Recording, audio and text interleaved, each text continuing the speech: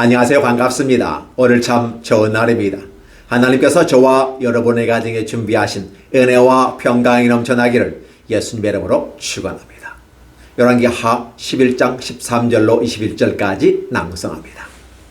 아달랴가 호위병과 백성의 소리를 듣고 여호와의 성전에 들어가 백성에게 이르러 When Azariah heard the noise made by the guards and the people, he went to the people at the temple of the Lord. 봄에 왕이 규례로 단 위에 섰고 장관들과 나팔수가 왕의 곁에 모셔섰으며 온 백성이 즐거워하여 나팔을 부는지라. 아달랴가 옷을 찢으며 외치되 반역이로다 반역이로다 하며 She looked, and there was a king standing by the villa, as the custom was. The officials and the trumpeters were beside the king, and all the people of the land were rejoicing and blowing trumpets. Then Azariah tore her robes and called out, Treason, treason. 제사장 여호야다가 군대를 거리는 백부장들에게 명령하여 이르되 그를 대열 밖으로 몰아내라. 그를 따르는 자는 모두 칼로 죽이라 하니 제사장의 이 말은 여호와의 성전에서는 그를 죽이지 말라 함이라. Jehoiada first ordered the commanders of the units of the 100 who were in the charge of the troops bring her out within the ranks and put to sword anyone who follows her. For the priest has said she must not be put to death in the temple of the Lord. 이에 그의 길을 열어주매 그가 왕궁의 말이 다니는 길로 가다가 거기서 죽임을 당하였더라. So they seized her as she reached the place where the horses entered the palace grounds, and she was put to death. 여호야다가 왕과 백성에게 여호와와 언약을 맺어 여호와의 백성이 되게 하고 왕과 백성 사이에도 언약을 세우게 하며 Jehoiada then made a covenant with the Lord and the king and people that they would be the Lord's people. He also made a covenant with the king and the people. 온 백성이 바알의 신당으로 가서 그 신당을 허물고 그 제단들과 우상들을 철저히 깨뜨리고 그 제단 앞에서 바알의 제사장 마단을 죽이니라.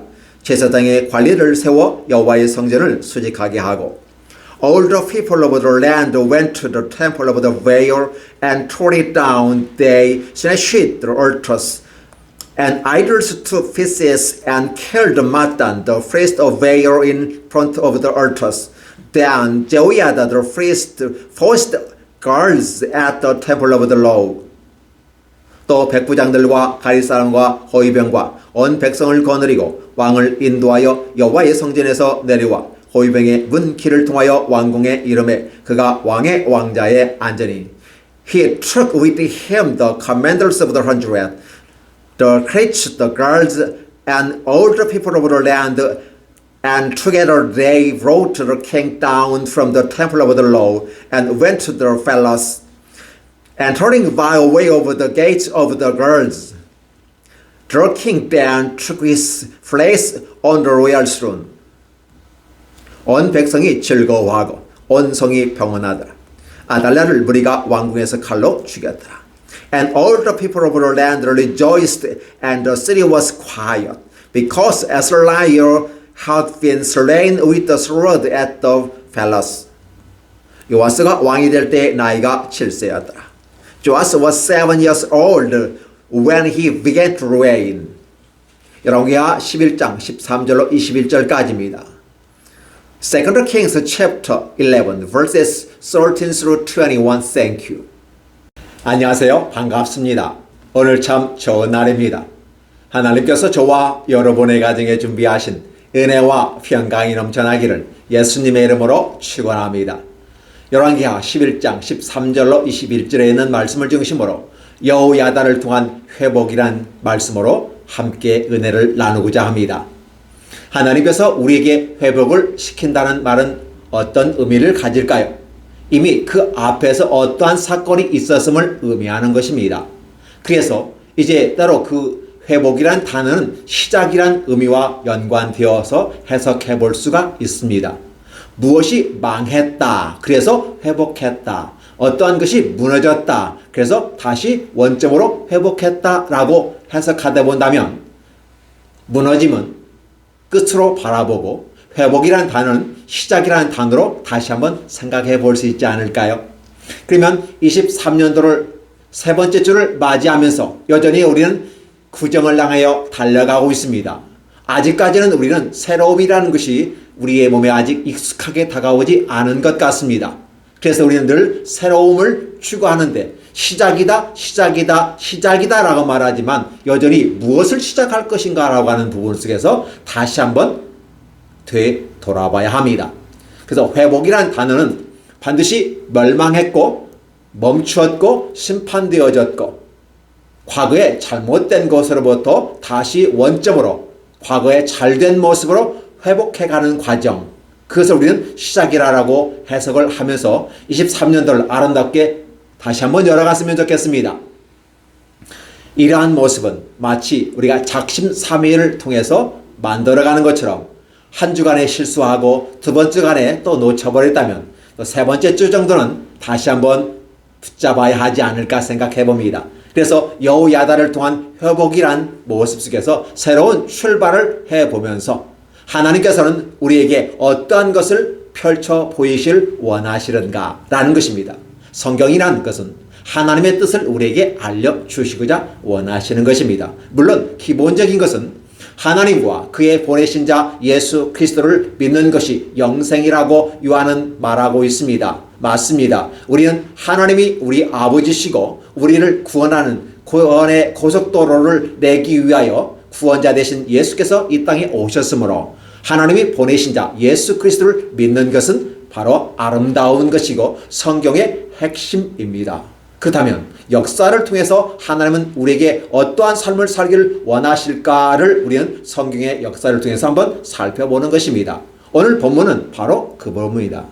하나님께서 인류 역사에 개입을 하고 특별히 선민인 이스라엘에게 어떻게 역사했는지를 보여줌으로써 하나님의 뜻은 이렇게 펼쳐갈 것이다 라고 하는 것이고 또 그 과정 속에서 저와 여러분은 하나님이 이러한 모습으로 이끌어 가셨으므로 우리는 이렇게 삶을 살아가야 하지 않을까라고 하나님 말씀을 듣고 우리가 정리하고 우리의 삶에 적용해 보는 것은 어떨까요?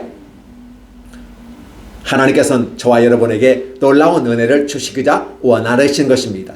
은혜라는 개념은 그래서 깨닫는 것이다. 이해하는 것이다. understanding이라는 단어를 써볼 수 있지 않을까요? 그걸 지혜라고 하는 것입니다. 역사를 통한 지혜. 그렇죠. 자, 그러면 어떠한 모습일까요? 다윗을 통한 하나님의 아름다운 나라를 펼쳐가기를 원하였지만 그 아들 솔로몬 때에 이루어져서 남유다와 북이스라엘로 나누어졌습니다. 그래서 이제 한 나라 통일 국가에서 두 개의 국가로 펼쳐지는 과정 속에서 하나님은 역사를 아십니다. 역사의 흐름을 아시기 때문에 두 지파를 떼어서 다윗의 등불로 삼아주시고 하나님의 뜻을 이루가기를 원하셨습니다. 그러면서 하나님을 떠난 자들에게 바로 10지파로 묶어서 너희가 어떠한 삶을 살아갈 것인가 라는 부분으로 북이스라엘에게 은혜를 주셨습니다. 새로운 길로 여로보암에게 은혜를 주셨고 여로보암이 다윗과 같이 되기를 간절히 원하였던 것은 우리가 열왕기상에서 이미 살펴본 바 있습니다. 그러나 여로보암은 하나님을 떠났다는 것입니다. 어떻게 보면 신앙에서 종교로 옮겨졌기 때문에 외부적인 부분에서 보면 여로보암은 떠나지 않은 것 같이 보여지지만 분명히 그 안에 들어오면 신앙에서 종교로 옮겨갔다는 것을 여로보암의 산대 정책을 통해서 말씀을 드린 바가 있습니다. 그리고 아울러 아합 시대는 바로 북이스라엘의 모습 속에서 가장 절대절명의 위기에 봉착하는 것입니다. 외적인 부분 속에서는 정치, 경제, 사회, 문화, 국방, 외교에서 강력한 힘을 가졌던 오므리 왕과 특히 아합 왕조는 더욱더 그랬습니다. 그런데 그날의 종교정책만 실패했다고 여호와는 말씀하고 있습니다. 즉 바알과 아세라를 섬기면서 하나님께서 이스라엘 선민을 부셔버리는 악한 세력이 알박기를 했다고 말씀을 드린 바가 있습니다. 그래서 북이스라엘이 망가지는 과정이 펼쳐집니다. 저는 100년에서 150년의 시간 동안 하나님은 북이스라엘에게 엄청난 시련의 과정을 겪게 하셨음을 우리는 과거의 역사를 바라보면서 알았습니다. 이때 하나님은 에우란 군대장관을 통해서 새로운 왕가를 이루고 새로운 기회를 주심으로써 회복의 기능으로서 왕으로서의 모습을 살려주고 오므리 왕가, 즉 아합 왕가를 심판하는 과정을 겪게 하셨습니다. 그렇게 해서 이제 100여 년 넘게 이어져 온 오므리 왕가의 폐악을 마무리 짓고 새로운 출발을 통해서 에후를 통한 5대, 즉 5번째 왕조를 세워가고 하나님 나라가 북이스라엘에 임하기를 원하였다는 것입니다. 에후가 하나님의 말씀을 따라 의무를 다하였습니다. 그래서 성공했습니다. 하나님은 그의 마음이 시원하게 됐다고 말하면서 에후를 칭찬하기도 했습니다. 그렇게 해서 북이스라엘의 새로운 길을 열어주었다고 말하고 있습니다. 그럼에도 불구하고 이제 에후는 새로운 하나님의 의무가 주어지지 아니하고, 그렇다면 이제는 너가 북이스라엘을 어떻게 이끌어가는지 새로운 길을 한번 펼쳐보겠다. 다윗에게 기회를 주셨던 하나님은 북이스라엘의 여로보암에게 기회를 주셨고, 이제 어떻게 보면 마지막이라고 볼 수 있을까요? 에후에게 또 한번 기회를 주는데 에후는 여전히 실패했다고 하는 것입니다. 어느 면에서 실패했습니까? 바로 하나님의 주신 의무를 다할 때까지는 반듯하게 멋있게 역사를, 사명을 잘 감당했는데 스스로 왕이 되어져서 북이스라엘을 이끌고 가는 데는 실패했다는 것입니다. 그러면 어느 정도 실패했을까요? 분명히 에후는 여로보암의 길에서 떠나지 아니하였다라고 말합니다. 그렇게 함으로써 북이스라엘의 초대 왕이었던 여로보암에게 하나님은 기회를 주었는데 여로보암은 그럼에도 불구하고 여호와를 떠났다는 표현을 쓰게 함으로써 에후 또한 마지막에서 여호와를 떠났다라는 표현을 쓰게 되는 것입니다. 그래서 왕위가 4대까지만 가겠다라고 축복을 하셨고 그 이후에는 또 새로운 왕조가 펼쳐지는 것을 볼 수 있습니다. 그렇다면 에후가 무엇을 잘못했을까요? 어떠한 부분을 우리는 만져봐야만 할까요? 바로 오늘 본문에서 얘기하는 부분입니다. 남유다. 예, 맞습니다. 아하스야 왕이 죽고 자기 아들이 죽은 그 모습을 보면서 어머니 아달랴가 섭정하는 과정 속에서 이제는 섭정을 넘어서 내가 직접 왕이 되겠다라고 하며 정치사적인 부분 속에서 자신의 손자들을 다 죽이고 왕위에 올라 6년을 통치하고 있었습니다. 이러한 과정은 바로 악한 마귀가 가라지를 뿌리는 것처럼 북이스라엘에 가라지를 뿌렸습니다. 누구를 뿌렸습니까? 이세벨을 통해서 북이스라엘에 가라지를 뿌렸고 그 이세벨의 딸이 바로 남유다까지 씨를 뿌려지는 것을 볼 수 있습니다. 신약성경에 보면 농부가 밭에 나가 논에 나가 씨를 뿌렸다라고 말합니다. 그리고 쉬러 들어간 사이에 밤새 악한 자가 가라지도 뿌렸다라고 말합니다. 그러니까 씨를 뿌린 시점과 가라지를 뿌린 시점은 짧은 시간 차이지만 여전히 싹이 발아하며 새 생명이 움트는 그 시점은 똑같다는 것을 보여주고 있는 것입니다. 이러한 비유를 주님께서 하셨다면 저와 여러분은 역사 속에서 그것을 경험해 볼 수가 있는 것입니다. 그래서 악한 자, 어둠의 세력이 바로 북이스라엘에 씨를 뿌렸고 그 씨가 여전히 열매를 맺어서 아달랴라고 하는, 그래서 남유다의 왕비가 되어지고 또 황후가 되어지고 또 왕이 되면서 그나마 다윗을 위하여 등불을 준비해 놓으신 하나님의 구원의 메시지, 메시아가 오는 통로를 막아버리고 자신의 욕심을 채워가며 에후에게 반기를 들고 자기 가문을, 자기 친정을 부셔버린 에후를 대적하는 이 아달랴의 6년의 통치 기간의 모습을 바라보면서 부족했구나라는 사실을 압니다. 이렇게 악한 자가 가라지를 뿌렸으면 어떻게 할까요? 성경에서는 그럽니다. 마지막 때까지 기다려라 라고 말합니다. 왜 기다리라고 할까요? 바로 주인 농부가 뿌린 씨앗이 상처받을까봐 놔두라는 것입니다. 그리고 마지막에선 그 가라지를 심판하겠다라고 말합니다.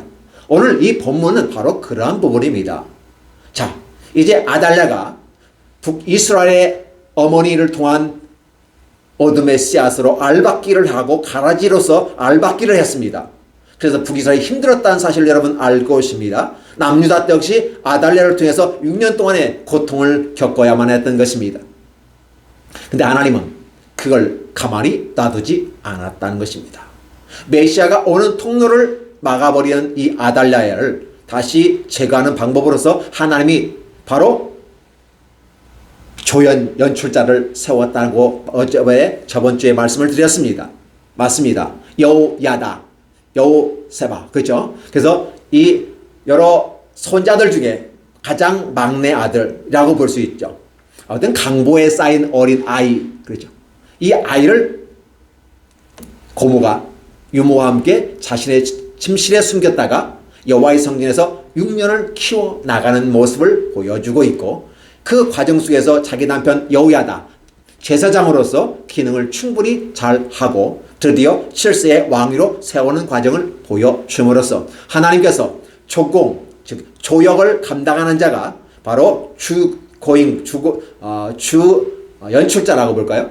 요아스라고 하는 이 어린아이. 근데 어린아이가 이제 6살, 6년 동안 궁전에서 있고 결국은 7세의 왕이 되는데 어떻게 주연이 될 수 있을까? 요아스가. 예, 맞습니다. 요아스는 그렇게 당장의 어린아이로서 있기 때문에 주연으로서 어떻게 과감하게 드러내는 모습은 보이지 않습니다. 오히려 조연인 이 여호야다의 모습이 보여짐으로써 하나님 나라가 바로 조연을 통해서 이루어지고 있다는 것입니다. 그러니까 주연이 그 자리를 잡기까지는 수고하는 손길들이 있었다는 것입니다. 하나님께서 놀라운 계획을 잡아주시고 이 땅에 자신의 계획을 풀어가실 때 바로 이 손과 발의 역할을 하는 조연들이 이 땅에 많이 있는데 그분들이 하나님의 사람들이다, 하나님의 백성들이다 라고 하는 것입니다. 이 하나님의 백성들, 그렇죠? 누가 하나님의 백성이겠습니까? 바로 하나님은 그 백성을 찾습니다. 여호야다, 오늘 제사장이면서도 자신의 역사를 충분히 감당하는 아름다운 모습을 보여주고 있습니다. 여호야다가 왕자를 인도하여 내어 왕관을 씌우며 율법책을 복사해서 주고 기름을 부어 왕으로 삼음에 무리가 박수하며 왕의 만세를 부르니라. 만세수를 하옵소서라고 어린 왕에게 이야기할 것입니다. 이 소리를 듣는 아달랴가 호위병과 백성들의 소리를 듣고 성전에 딱 들어가 보니까 관례에 따라서 왕이 성전의 기둥 옆에 서 있는데 바로 장관들과 나팔서 왕에게 떠 모셔섰는데 백성이 즐거워하며 나팔을 부는데 이 모습을 보면서 아달랴가 옷을 찢으며 외쳤습니다. 반역이로다, 반역이로다. 사실 반역이라고 외쳤던 이 아달랴의 모습은 맞지 않는 모습이지요.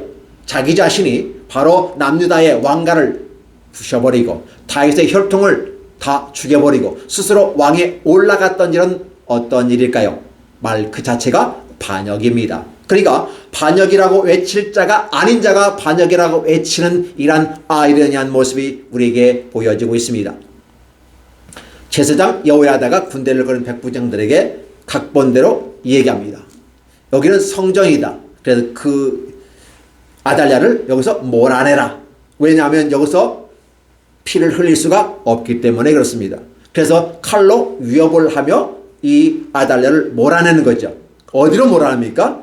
그를 따르는 자는 다 죽이면서 여호와의 성전에서 몰아내게 되는 것이죠.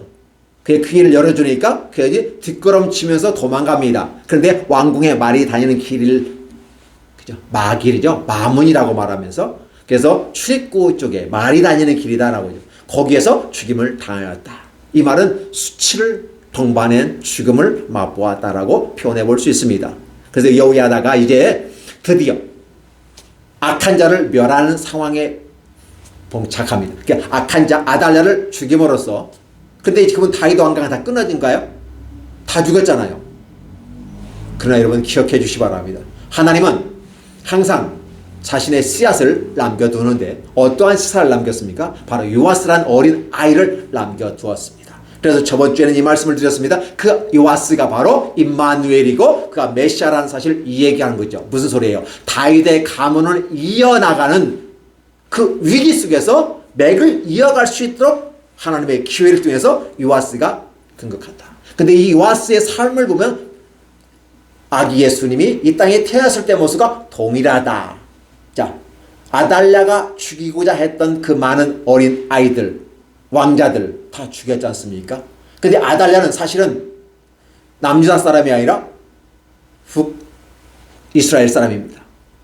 헤롯 왕도 그가 사실 이스라엘 사람이 아닙니다. 이드메 사람입니다. 그냥 왕이 되었습니다. 그러니까 이방인으로서 어떻게 돼요? 권력자를 죽이려고 했던 거고, 아달랴 역시 다윗의 자손을 죽이려고 했던 이런 두 가지의 패턴이 이어져 가면서 저와 여러분에게 이해를 가져다 주는 것입니다. 이게 매칭을 시켜놓고 보지 않는다면 이 역사는 의미가 없어요. 단 정치사적으로 봤을 때 그래 왕이 됐고 결국은 힘이 없어서 밀려난 거야 라고만 해석한다면 의미가 없다는 거예요.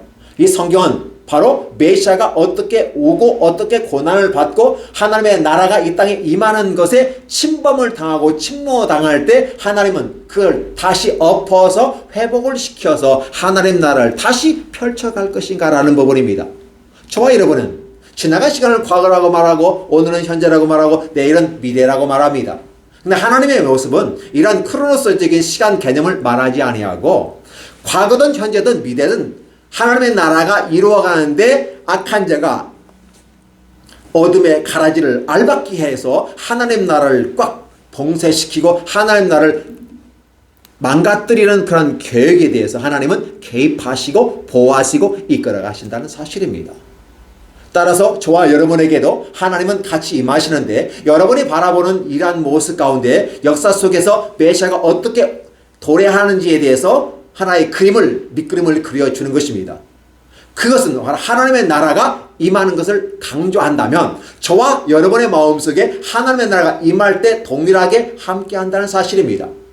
하나님은 저와 여러분의 마음속에 하나님의 나라가 확장되기를 원하시는 것입니다.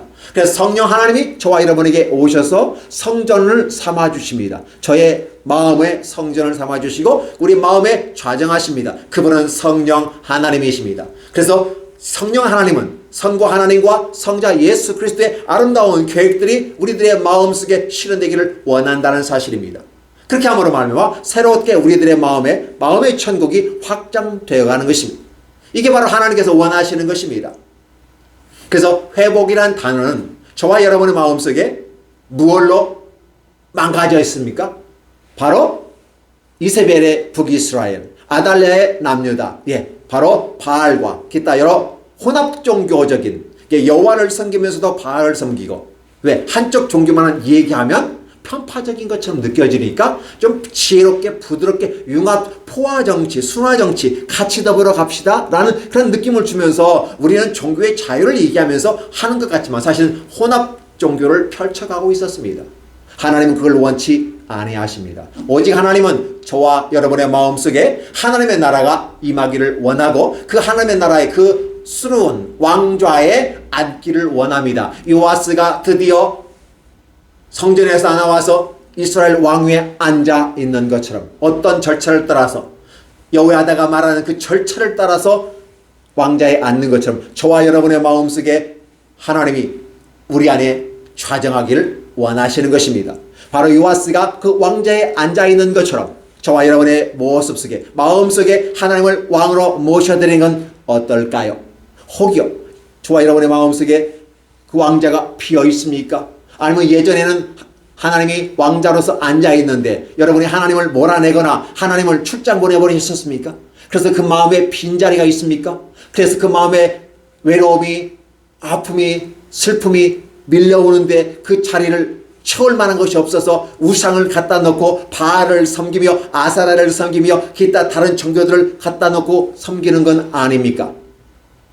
때로는 금송아지를 만들어 놓고 섬겼던 역사도 있습니다. 그것이 하나님이라고 말입니다. 금송아지는 하나님이 아닙니다 라고 성경의 역사에서 저와 여러분에게 말씀해 주셨습니다. 단지 인간이 마음속에 하나님을 그림으로 어떤 형상을 만들기를 좋아하니까, 그래서 십계명에서는 어떠한 형상이든지 만들지 말며 절하지 말며 섬기지 말라고 말하는 것입니다.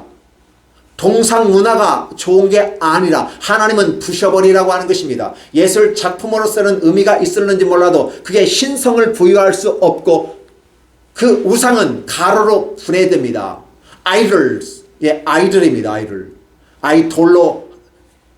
한국에서는 이게 아이돌이에요. 그게 피시스, 가루가 됩니다. 분해됩니다. 바로 그 작업이 이루어져야만 합니다. 저와 여러분의 마음속에 욕심에 가득 차 있습니다. 그 욕심을 채우기 위한 또 다른 한 방편의 탐욕이 들어오고 그 탐욕의 이면에 바로 종교라고 하는 부분에 우상을 섬기게 되는 것인데 과연 그것들이 우리들에 들어오면 어떠한 역사가 날까요?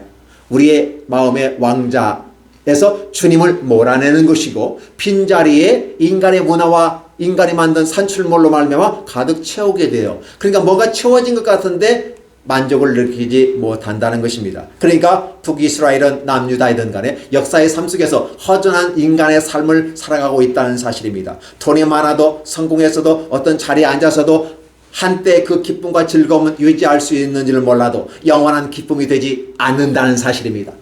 여러분들은 어떻게 생각하십니까? 하나님이 주신 기쁨은 영원한 기쁨이라고 말합니다. 세상에서 오는 기쁨은 일시적이고 짧은 단기간의 기쁨일 것입니다. 그렇기 때문에 또 다른 기쁨이 와야 되고 또 다른 기쁨을 찾아 허우적거리는 모습은 아닐까요? 하나님께서 주신 평안과 기쁨은 한 번의 기쁨이 영원한까지 이어지는 시작과 끝의 연발 속에서 알파와 오메가가 되시는 그분께서 저와 여러분에게 함께 하시는 것입니다. 그 아름다운 회복을 주시겠다고 말하는 것입니다. 그러면 북이스라엘에서 에후가 실패했던 부분을 여호야다는 성공적으로 이끌어가고 있다는 사실입니다. 자, 보시기 바랍니다. 여호야다가 왕과 백성에게 여호와와 언약을 맺어 여호와의 백성이 되게 합니다. 잘 보시기 바랍니다. 자, 왕이 있습니다. 백성이 있습니다. 그리고 하나님이 있습니다. 즉 3자가 쓰게 되는데 하나님과 백성, 하나님과 왕과의 언약을 맺어서 바로 그동안에는 바알의 백성들, 아세라의 백성들이 되었던 그들이 이제 여호와의 언약을 다시 맺는 겁니다. 이 언약을 맺는다고 하는 것은 우리가 결혼 제도와 똑같다고 보시면 됩니다. 그러니까 예전에는 바알과 아세라와 영적인 결혼을 하고 종교생활에 빠졌었다라고 본다면 지금은 새로운 길로 이제 멸망의 길에 들어선 저들에게 멸망의 자식들로부터 이제 새로운 회복을 통해서 새로운 출범을 시작할 때 바로 여호와의 언약을 맺었다는 것입니다. 여호와의 백성이 됐다는 것입니다. 언약을 맺게 되어 여호와의 백성이 되게 하고 여호야다의 굉장히 제사장으로서 강력한 힘을 가지고 있는 것이죠. 또한 왕과 백성 사이에도 언약을 세우셨다라는 것입니다. 지고요. 이 요아스라고 하는 이 왕은 단순한 왕의 개념을 넘어서 메시아가 도래할 것을 얘기하면서 앞으로 이 왕과 백성 사이라고 하는 것은 바로 우리와 하나님 사이의 언약을 세우게 하셨다. 그 언약의 개념이 아까 말한 결혼 제도라고 하는 것입니다. 그렇기 때문에 우리들의 마음속에 또 다른 우상이 들어와서는 안 되는 것이죠. 남유다의 아달랴는 혼합정책, 다종교정책을 폈습니다. 그러나 하나님은 당신의 선민인 이스라엘이 북이스라엘과 남유다가 오직 여호와 하나님, 유일하신 하나님과만 1대1로 결혼하기를 원하십니다. 그런데 이스라엘 역사 속에서는 1대1의 결혼은 원치 아니하고 또 다른 하나의 결혼, 그러니까 어떻게 해요? 일부 다처제라 경태로 가려고 하죠. 그래서 이스라엘이 다양한 신들을 섬기면서 인간의 권력과 권위와 자신의 능력을 통해서 자신의 외로움을 극복해 보려고 노력했지만 하나님은 너라고 얘기합니다. 너라고 얘기합니다. 유일하신 하나님이라는 개념은 오직 한 분밖에 없다는 말이기 때문에 진짜 참신이 하나님 한 분밖에 없으니까 다른 것에 눈을 돌리지 말라고 하는데 여전히 가짜를 향해 눈을 돌리는 그 모습이 바로 우상숭배라고 말하는 것입니다. 그래서 이 여호야다의 큰 개혁의 아름다운 것, 그 진정한 개혁은 뭐냐면 정치 개혁을 얘기하고 경제 개혁을 얘기하고 민주주의 개혁을 얘기합니다. 그렇다고 해서 진정한 아름다움이 있나요? 노력, 개혁, 이것은 지속적 발전을 위한 하나의 정반합의 원리에서 움직이는 헤겔이 말하는 대로 역사의 흐름은 정반합으로 흘러서 가기 때문에 개혁은 있어야만 합니다. 그러니까 진정한 개혁은 뭘까요? 저와 여러분이 과거와 단절해버리고 악과 단절해버리고 범죄와 단절해버리고 우상숭배와 단절해버리고 오직 여호와 하나님께로 회복해야 하는 과정이 바로 진정한 개혁인 것입니다. 진정한 행복으로 가는 길입니다. 그래서 여호와의 백성이 되게 하고 왕과 백성의 언약을 세웠다라는 것입니다. 그러니까 어떻게 돼요? 북이스라엘이 하나님과 함께 영적인 부분 속에 다시 재결합을 했다. 그리고 왕과 백성 사이도 계약관계 속에서 맺어졌다라고 얘기하면서 언약 백성으로 기본적인 의미를 전달합니다. 온 백성이 이제 과연 이스라엘 백성들은 어떠한 모습일까요? 분명히 에후는 부시고 타파하고 멸망의 길로 심판에 가는 과정 속에서 에후는 성공했습니다. 하나님의 마음을 속 시원하게 할 정도로 아주 흡족하게 해주셨어요. 그러나 자신이 걸어가는 길, 하나님과 함께 가는 그 길에서 실패했는데 지금 남유다에서 여호야다를 통한 개혁이 얼마만큼 성공하는지를 여러분은 보고 계십니다. 온 백성이 바알의 신당으로 갔습니다. 왜 갔을까요? 신당을 허물라고 갔습니다. 그래서 무엇을 했을까요? 그 제단들과 우상들을 철저히 깨뜨렸다라는 것입니다. 제단이라는 개념은 우상이 있는 바로 벳아웬과 같은 어떤 우상의 집들입니다. 그걸 부셔버렸습니다. 그러니까 우상이 앉을 자리, 설 자리, 누울 자리가 없어지는 것입니다. 그리고 우상들을 불태워버렸습니다. 철저히 깨버렸다. 이게 바로 개혁인 것입니다. 이게 바로 회복인 것입니다. 이렇게 되지 않는다면 의미가 없죠. 그래서 그 제단 앞에서 바알의 제상 맏단을 죽이니라. 그래서 맏단이라는 단어가 마땅히 죽어야 될 자처럼 저는 한글적인 언어의 유의를 하지만 왜 맏단이 죽어야만 합니까? 그만큼 영혼을 도적질했기 때문에 하나님 백성들의 영혼을 훔쳤기 때문에 그래요. 그래서 이걸 때로는 그 바람 피운 자라는 말로 표현합니다. 우리가 바람을 피웠다라고 했을 때 그 느낌이 어떤 느낌인지 아세요? 마음이 빼앗겨버리면 바람이 피운 거예요. 이게 바람의 기준이라는 것은 마음을 빼앗겨버렸다는 기준을 여러분 설정하는 것입니다. 여호와 하나님과 함께 우리 신앙생활하고 하나님의 백성으로 기독교인이라고 말하면서 갑니다. 그런데 마음이 다른 데가 있어요. 마음을 빼앗겨버렸어요. 이걸 우상숭배라고 말하는 것이고 이 땅에서 우리가 바람 피웠다라는 거예요. 이게 바람 피웠과 우상은 바로 똑같은 레벨로 하나님은 다루고 있다는 사실입니다. 그런데 이스라엘 백성들이 어떻게 해요? 철저히 깨뜨려버렸다. 더 이상 그곳에 가서 제사를 드리거나 기도하거나 절하지 않습니다. 예배하지 않습니다. 왜? 완벽하게 부셔버렸으니까. 그 제단 앞에서 바알의 제사 맏단까지 죽였습니다. 자, 그럼 이제 다 비워버리는 거 아닐까요? 다 부셔지고 다 어떻게 돼요? 다시 회복을 해야 하지 않을까요?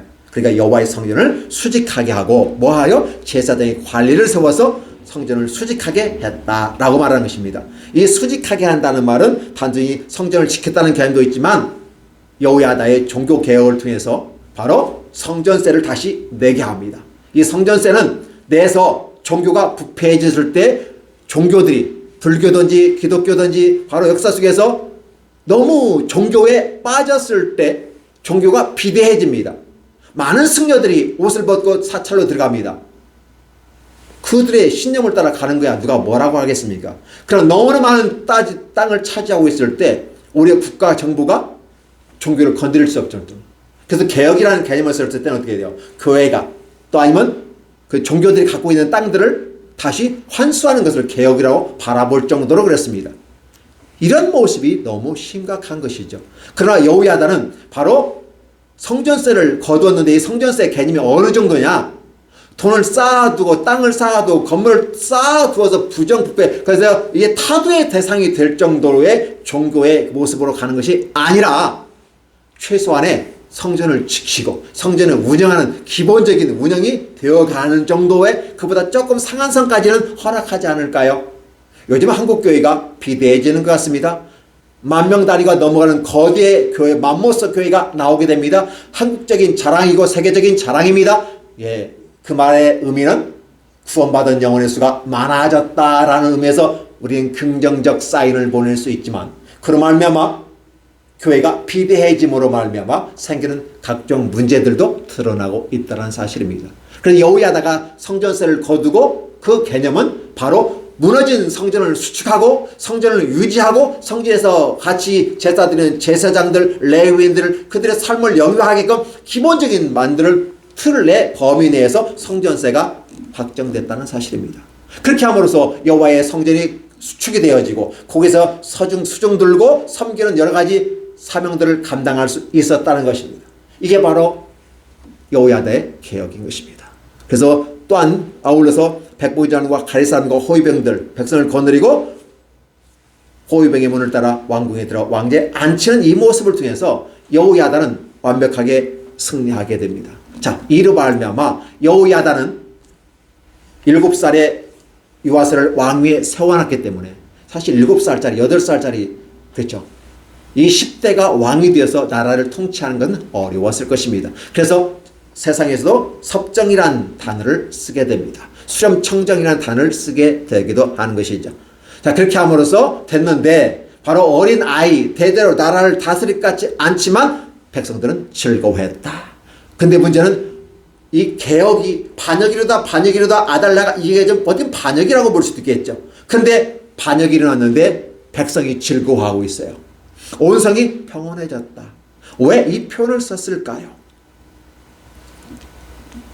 분명히 여기서는 평온해졌다는 말을 The city was quiet이란 말이고 오히려 특별히 어느 정도 신속하게 이루어졌냐면 예루살렘의 성인들 사람들이 여기에서 왕권이 바뀐 줄도 모르고 지나갈 정도로 신속하게 움직여져서 반응을 못했다고 볼 수도 있습니다. 그런데 문제는 뭐냐면 그들이 즐거워했고 평온했다. 그 말이 무엇일까요?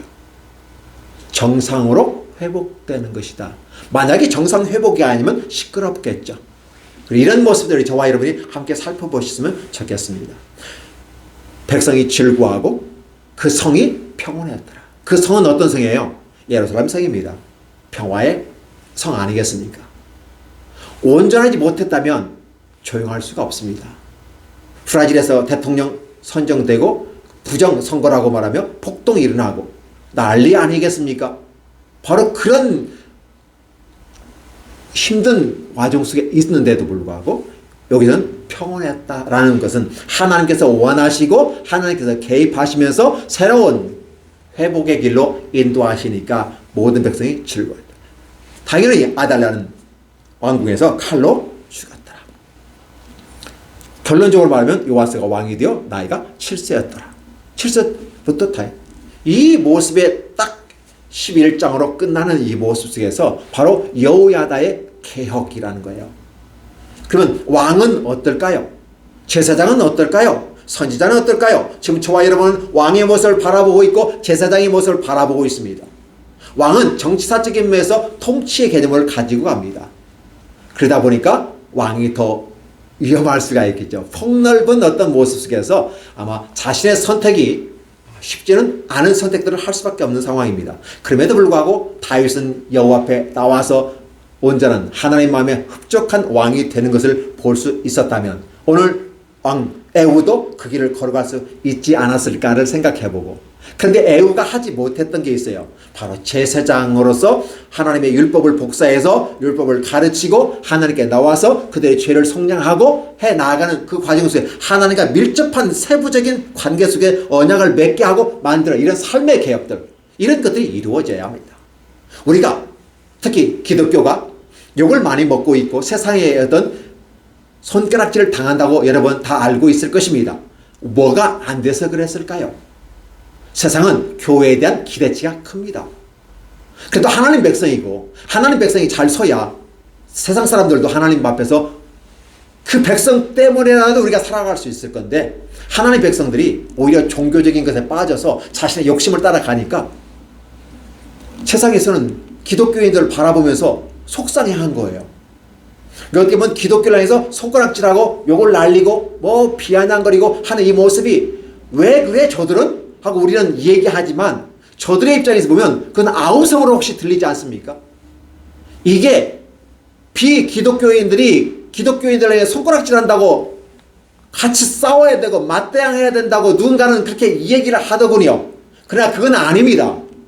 저들은 지금 기독교인들에게 손가락질하고 주먹을 날리며 야유를 하는 이 모습은 자신의 아우성으로 여러분이 해석을 하셔야 돼요. 기독교인들이 하나님의 아들과 딸로서 제대로 제 기능을 못하니까 저들이 아우성 치는 거예요. 이게 들리십니까? 이 아우성으로 들리며 너희들만이라도 잘 되어야 우리가 잘 되는데, 너희가 그렇게 하나님 앞에서도 너희가 말하는 하나님 앞에서도 하나님 백성답지 않게 살아가니까 희망이 없다라고 아우성치는 소리로 들려줘야만 하는 것입니다. 그러니까 세상 사람들 향해서 우리가 손가락질을 하는 게 아니라 그들의 그 모습을 아우성치는 모습을 보고 우리가 회개해야 되는 것이고, 우리가 정화의 능력을 가지고 가는 것이고, 우리의 완전히 철저하게 부셔나가면서 우리의 우상들을 박살내야 하는 것입니다. 오직 여호야다를 통해서 만들어진 여호와와 우리와 언약의 관계, 그렇죠? 왕과의 관계 맺어가는 것처럼 이 새로운 영적인 결혼의 출발을 해야만 하는 것입니다. 이게 바로 회복인 것입니다. 도대체 무엇가 회복이냐고 우리는 질문합니다. 회복합시다, 뭐 합시다 하는데 도대체 무엇을 향해서 가냐고요. 구체적인 어떤 목적점을 바라보며 그 타겟을 설정해 놓고 그걸 이루어가면서 목적을 달성해야 하지 않을까요? 바로 하나님은 저와 여러분에게 회복의 목적지는 무엇이냐? 우리의 마음의 언약을 여호와께 새롭게 갱신하는 것입니다. 그로 말미암아 회복이 시작되는 것이고, 바로 이것이 바로 현재로서 카이로스이고 하나님의 때이며 하나님의 구원의 역사이고 하나님의 놀라운 능력이 저와 여러분에게 나타나는 것입니다. 이랬을 때 응답이 이루어집니다. 여러분의 삶이 열려질 것입니다. 마치 천국이 보이지 않는 누룩이 확장되는 것처럼 다른 사람의 눈에는 보이지 않지만 하나님의 눈에는 보이고 믿음의 사람의 눈에는 보이는 것입니다. 하나님 나라가 확장됩니다. 하나님의 나라는 외향적인 확장도 있지만 내면적인 확장도 있습니다. 여러분 기억하십시오. 오늘 하나님의 회복이란 이 모습은 엄청난 역사인 겁니다. 에후가 왕으로서 못했던 일을 제사장이 그 일을 감당하는 것입니다. 지속성을 가지고 가게 만들어가는 것입니다. 선지자를 통해서 또 그걸 깨닫게 하며 이끌어 가십니다. 그 기능이 우리 성령 하나님이 함께하고 계시다는 사실입니다. 오늘 남유다의 새로운 왕, 어린 왕 요아스가 주연으로 그 자리를 잡아 새로운 길을 펼쳐가기까지 바로 조연으로서 여호세바와 여호야다의 이러한 아름다운 모습, 그리고 왕으로 등극시키고 그들은 자신의 본연의 길로 가서 자신의 길을 걸어가는 이러한 멋진 고모와 고모부의 뭘까요? 조연하는 아름다운 모습은 저와 여러분에게 착하고 충성된 종으로 보여지지 않을까요? 저와 여러분의 마음속에 새롭게 출발한 세 번째 주에 맞이하는 아름다움 속에서 저와 여러분의 마음에 하나님의 성령이 임하시고 그 보좌에 우리 주 예수 그리스도가 왕자로 앉아 있기를 원하시는 것입니다. 마치 하나님 보좌 우편에 앉아 계시는 것처럼 그분이 성령의 모습으로 저와 여러분의 마음에 왕으로 앉아서 저와 여러분에게 새로운 회복을 주시며 새로운 시작을 열어가기를 예수님의 이름으로 축원합니다. 기도하겠습니다. 하나님 감사합니다.